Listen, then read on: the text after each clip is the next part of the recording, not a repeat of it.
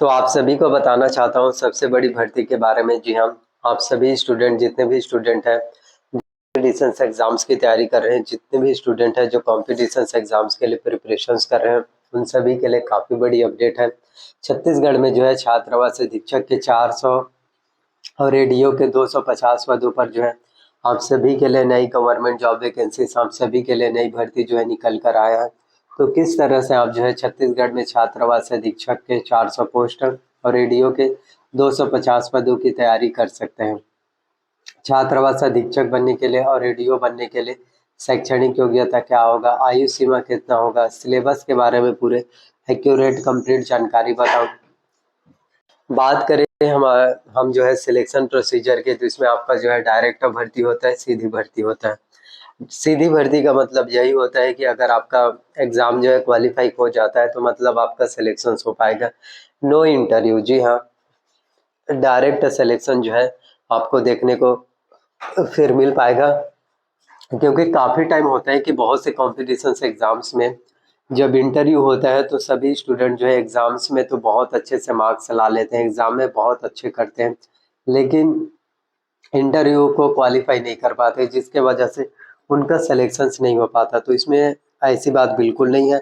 अगर आपका एग्ज़ाम जो है क्वालिफाई हो जाता है तो इंटरव्यू की इसमें ज़रूरत ही नहीं पड़ेगा और आपका जो है डायरेक्ट सिलेक्शन भी देखने को मिल पाएगा। तो छत्तीसगढ़ में छात्रावास अधीक्षक के 400 पोस्ट और एडीओ के 250 पदों पर जो है भर्ती होने वाली है और ये सीधी भर्ती है।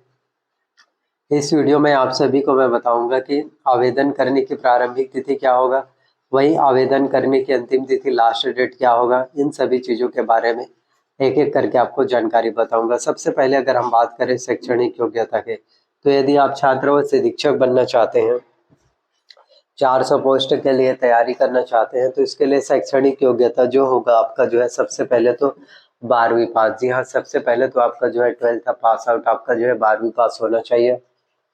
यदि आप 12वीं पास हो चुके हैं, 12th पास आउट हो चुके हैं और आपका रोजगार पंजीयन हो चुका है, 12वीं आपका बोर्ड से होना चाहिए, रोजगार पंजीयन होना चाहिए। काफ़ी स्टूडेंट होते हैं जो रोजगार पंजीयन नहीं कराते। रोजगार पंजीयन जो है अनिवार्य होता है, कंपलसरी होता है, इस चीज़ को आपको याद रखना है। इसके अलावा देखा जाए तो आपका जो है 1 साल का 1 ईयर्स का जो है कंप्यूटर्स का डिप्लोमा कोर्स आपका रहना चाहिए, होना ही चाहिए। यदि आप छात्रावास अधीक्षक बनना चाहते हैं तो 1 साल का कंप्यूटर्स का डिप्लोमा कोर्स होना चाहिए, जिसमें अगर आपने आईटीआई कोपा किया हो। जी हाँ, जिसमें अगर आपने आईटीआई कोपा किया हो या फिर आपने डीसीए किया हो या फिर आपने जो है पीजीडीसीए किया हो। जी हाँ, डीसीए किया हो या पीजीडीसीए किया हो या फिर आपने बीसीए किया हो। जी हाँ, या फिर आपने बीसीए किया हो या फिर आपने कंप्यूटर साइंस किया हो। तो इनमें से कोई सा भी हो, आपका जो है कंप्यूटर्स का कोर्स जो है होना चाहिए 1 साल का। वहीं अगर हम बात करें एडीओ के लिए, तो एडीओ भर्ती परीक्षा के 250 पोस्ट की तैयारी करने के लिए, एडीओ के 250 पोस्ट में आवेदन करने के लिए सबसे पहले तो आपका जो है ग्रेजुएशन कंप्लीट होना चाहिए। सबसे पहले तो आपका स्नातक की डिग्री जो है कंप्लीट होना चाहिए।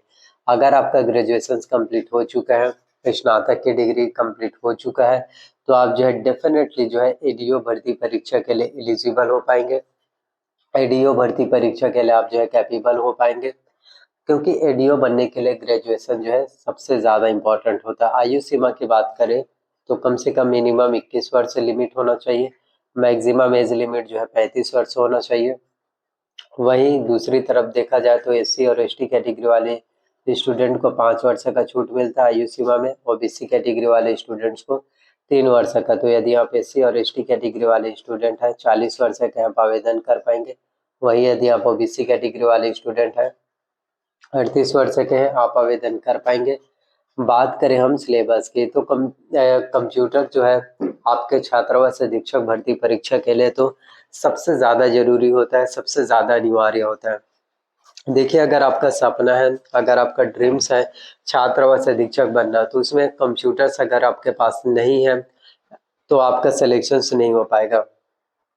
किस तरह से बताना चाहता हूँ, क्योंकि छात्रावास अधीक्षक बनने के लिए कंप्यूटर से अकेले जो है 50 अंकों के प्रश्न जो है पूछे जाते हैं। 50 अंकों के कुल टोटल 50 प्रश्न एग्जाम्स में आएंगे, तो 50 अंकों के कुल टोटल 50 प्रश्न पूछे जाएंगे, जिसमें छात्रावास अधीक्षक बनने के लिए आपको जो है कम से कम जो है 25 मार्क्स लाना जो है सबसे ज़्यादा जरूरी है।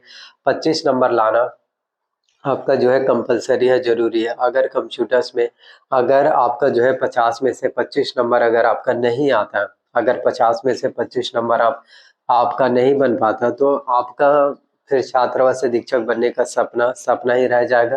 फिर आपका सिलेक्शन इसमें जो है देखने को नहीं मिलने वाला। वहीं अगर हम बात करें सिलेक्शन प्रोसीजर के, वहीं अगर हम बात करें इसमें जो है चयन प्रक्रिया की, तो सिलेक्शन प्रोसीजर में डायरेक्ट भर्ती है, सीधी भर्ती है, जो कि आप सभी के लिए काफ़ी ज़्यादा इम्पोर्टेंट हो जाता है, जो कि आप सभी के लिए बहुत ही ज़्यादा महत्वपूर्ण, जो कि आप सभी के लिए सबसे ज़्यादा जरूरी हो जाते हैं।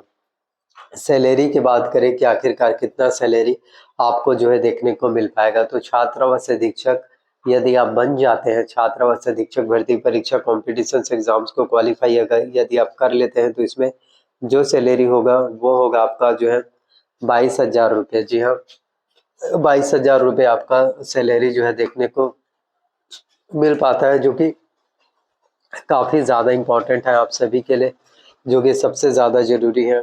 वहीं अगर हम बात करें एडीओ के, तो एडीओ भर्ती परीक्षा का जो सैलरी होगा, एडीओ भर्ती परीक्षा में जो सैलरी आपको मिलने वाला है वो होगा करीब 35,000 रुपये। जी हाँ, क्योंकि एडीओ जो है सबसे बड़ा एडीओ जो है सबसे बड़ा पोस्ट होता है। आपके जो है व्यापम की अगर हम बात करें, तो 35,000 रुपये जो है सैलरी आपको एडीओ भर्ती परीक्षा में देखने को मिल पाएगा, जो कि कहीं ना कहीं बहुत बड़ी बात है आप सभी के लिए, जो कि कहीं ना कहीं सबसे ज़्यादा जरूरी है। तो चाहे अगर हम बात करें छात्रावास अधीक्षक के 400 पोस्ट के और एडीओ के 250 पोस्ट के, तो ये सभी भर्ती परीक्षा, ये सभी कॉम्पिटिशन एग्जाम्स आप सभी के लिए कहीं ना कहीं जो है सबसे ज़्यादा जरूरी हो जाता है। आप सभी के लिए कहीं ना कहीं सबसे ज़्यादा इम्पोर्टेंट जो है देखने को मिल पाता है। तो देखिए, बीजेपी गवर्नमेंट्स के द्वारा, बीजेपी सरकार के द्वारा जितने भी अपडेटें होती हैं, जितने भी चीज़ें जो आप सभी के लिए निकाले जाते हैं, वो काफ़ी ज़्यादा इम्पोर्टेंट होता है, वो सबसे ज़्यादा जरूरी आप सभी के लिए देखने को मिल पाता है।